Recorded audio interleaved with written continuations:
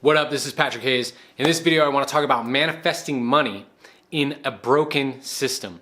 And the reason why I want to speak to this is because I feel like there's a lot having to do with the idea of manifesting money in the abundance circles, in the spiritual entrepreneurial circles that really encourage a kind of idea of limitless money to be absorbed by expressing yourself in a way that is of service.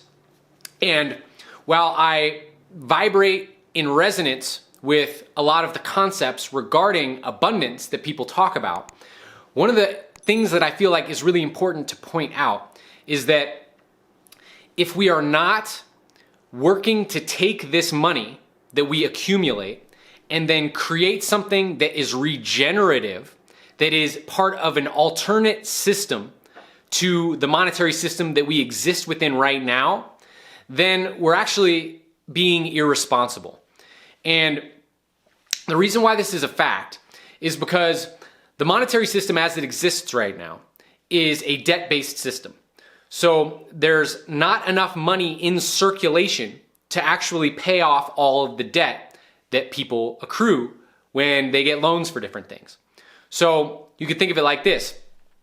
The bank loans out $5 into circulation, but then it asks for $5 back plus interest, which meaning there's only $5 in circulation, and all the trade and all of the different economic activity going on will never make more than $5. So that $5 needs to be paid back with interest, and that's just not going to happen. So what happens is that in circulation, there's many different people that get their loans, they owe money, and then they're going to have to foreclose on their houses. They're going to have to get their assets seized by the banks because they can't pay off the interest rates on the loans, because literally there's not even there's not even enough money in circulation to be able to pay that off.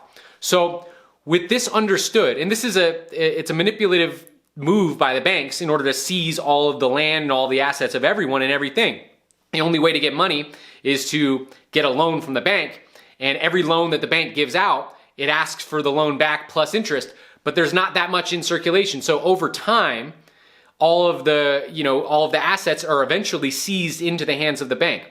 Now, when we're playing this entrepreneurial game in the spiritual realm, there's not an issue with doing that because we all need to make money in order to survive at this point in our evolution. Meaning, like, at this point, we don't have a better system in play, so we all do need to make money in order to survive in the world. So there's nothing wrong with charging money for our services, but where I see a major flaw in how people are relating to this idea of abundance is that while there is infinite abundance, if we create the kind of regenerative practices that help utilize the resources in a responsible way on this planet, there is not unlimited monetary resources. There's a limit on money. And the issue going on with this kind of consciousness is that if we're still playing within the old game and we're not attempting to create a new game, then what we're doing is, a spiritual entrepreneur is sharing entrepreneurial spirituality. So they're doing all these different things that may uplift people in the emotional realm. They might empower people in different ways.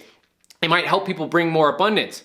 But if they're taking all of that money and all that money is going directly into just the system as it exists, and what I mean by that is just renting different places and flying on different planes and buying new clothes and doing all these different things, then what they're doing is they're offering a kind of service, right? And especially this is for people that are kind of entrepreneurs that are inspiring other people to make a lot of money, right? So spiritual entrepreneurs, how do you attract money and abundance into your life? So people that are operating like this, if what they're doing with their abundance is just playing in the old game, then essentially what they're doing is every time they accrue more and more money, literally the money that they take is money that everybody is competing over, which means that if you take, 80 times the amount of money as like say the average person takes, then there's 80 other average people that are not going to be able to get enough money to pay their bills, and they're going to lose their house, and they're going to lose their car, and they're going to lose all these different things. So if you're just staying within the old system, you're actually still a major part of the problem. So one of the things that we have to do as being conscious entrepreneurs is that when we make this money, right, it's important that we're able to bring a lot of money into our possession so that we can do something good with it. Because in order to develop the kind of power and to bring in the kind of resources to create a second game, we need to have money to do that. But if we're not creating a second game, then we're actually still a major part of the problem. So what it's important for us to do is when we gain the kinds of monetary resources is to do something really responsible with that by working on investing in things that are extremely regenerative. So an example of that could be a regenerative eco-village that has a business plan or model where it still operates in the mainstream world, but is also really working to give a lot of resources away for free. And so by investing in things like this, or investing in things that are extremely regenerative, or even kind of different monetary options. So a lot of different cryptocurrencies are working to create alternative monetary system options where, in a sense, there is a different kind of exchange that goes on using a specific token or whatnot that doesn't have the same built-in problem as the debt-based systems that I described earlier. So if we're not focusing on these kinds of things, then actually what we're doing is we're just accruing a lot of money. We're teaching people how to attract money using law of attraction, but we're not teaching them how to use that money responsibly to create a system that is actually a win-win for everyone. And actually we're perpetuating the same problem of accruing a bunch of money into one person's pocket that is actually literally, by definition, creating losses to somebody else. So one of my dreams, one of the things I want to do is I want to create an eco-village that also doubles as a kind of university.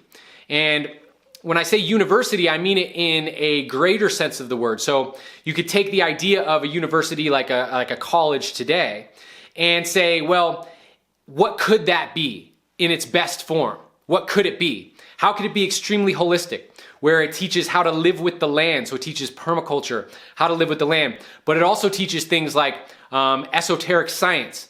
And it also teaches things like the new forms of physics, free energy devices, these kinds of things. So it's really moving into the direction of what a university could be. We're working on really cutting edge spiritual developments, higher learning capacities that aren't taught in normal schools. This is something I'm really passionate about creating. And the way that I want to create it is in a way where, like I said earlier, it can both participate in the economic world so that it can function within this reality, but at the same time, it is generating more well-being and more resources for people to survive and live off of than it is disrupting other people's capacity to develop their own resources from within the old system.